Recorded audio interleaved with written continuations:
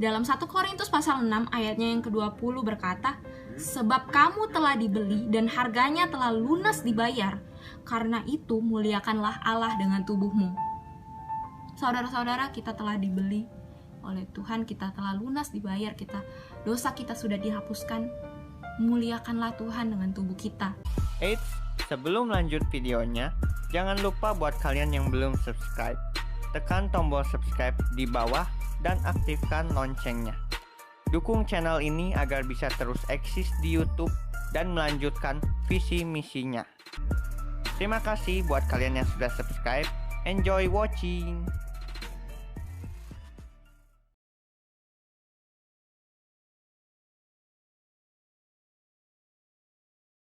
Shalom semuanya, nama saya Grace Harimisa. Kali ini saya mau share kesaksian tentang dosa masturbasi dan seks bebas. Dan sebelumnya saya mau bilang jujur, bagi banyak perempuan yang pernah mengalami dosa ini merupakan suatu aib yang tidak mudah untuk perempuan bisa mengatakan. Tetapi di sini saya mau berani untuk berbagi kesaksian rohani saya, karena saya percaya Tuhan mau memakai saya untuk membantu teman-teman di luar sana, khususnya perempuan-perempuan yang mengalami hal serupa atau yang sedang mengalami, agar kita sama-sama bisa lebih dekat pada Tuhan, agar teman-teman juga bisa lepas dari keterikatan seksual itu. Jadi kisah saya ketika saya pertama kali mengalami dosa seks ini, yaitu waktu saya kecil. Waktu itu saya masih SD, masih sangat kecil sekali, dan itu karena pengaruh lingkungan. Jadi karena teman-teman dan sebagainya membuat saya akhirnya jatuh ke dalam dosa seks. Waktu itu masih masturbasi, dan akhirnya terus saya lakukan sampai saya besar. Saya sangat berdosa. Saya sangat-sangat nggak tahu harus bagaimana, tetapi dalam hati saya bilang, Tuhan, saya mau bertobat, saya mau lepas dari dosa seks itu, dosa masturbasi itu. Dan akhirnya setelah beberapa lama saya tidak melakukan, tetapi suatu waktu saya mendengar seperti ada bisikan dari telinga saya yang bilang begini, Grace, ayo coba lagi, sekali aja, nggak masalah kok, nanti habis itu stop, sudah nggak melakukan lagi, gitu. Sekali aja gitu. Ada niat yang timbul dari hati saya juga gitu.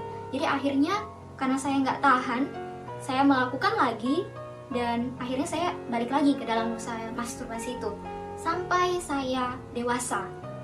Nah, waktu dewasa saya pacaran, dan dosa yang tadinya saya lakukan sendiri akhirnya semakin dalam gitu. Akhirnya saya terjerumus juga dalam dosa seks bebas.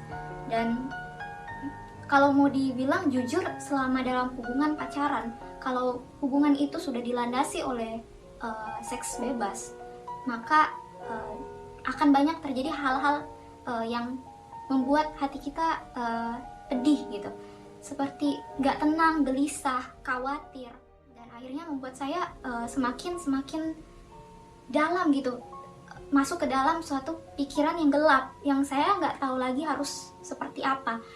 Dan saya sempat memohon pada Tuhan untuk bisa lepas begitu, tapi semakin dalam saya melakukan hubungan itu, maka semakin saya susah untuk lepaskan, dan itu butuh waktu, nggak serta-merta instan begitu. Dan itu yang saya rasakan, nggak semuanya langsung saya lepas, nggak, susah banget jujur. Dan di situ saya mengalami pergumulan yang hebat. Akhirnya setelah saya putus dengan mantan pacar saya ngerasa dunia itu gelap. Pandangan saya itu ke masa depan saya itu kayak saya nggak punya masa depan. Rasanya kayak ingin mengakhiri hidup, karena di pikiran saya, gimana ya, saya cewek gitu, apa masih ada yang mau dengan saya? Apakah masih ada yang mau menerima saya suatu saat nanti begitu? Dan masa depan saya juga saya nggak tahu harus bagaimana. Setelah putus, beberapa bulan setelah itu ada teman-teman saya yang mengajak saya untuk ibadah di suatu gereja. Saya merasakan kalau worship yang saya nyanyikan bersama orang-orang lainnya, jemaat lain, itu betul-betul dari dalam hati gitu. Jadi saya merasakan, oh ada suatu kedamaian, ketenangan gitu.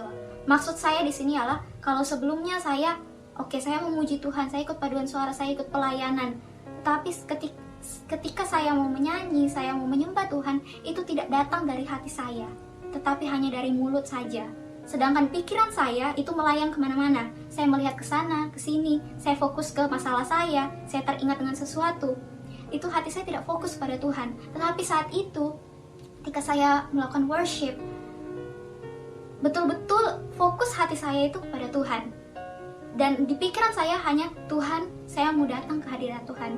Saya mau fokus hanya kepada Engkau. Tolong ampuni dosa saya. Tolong layakkan saya untuk ada dalam ibadah ini, seperti itu.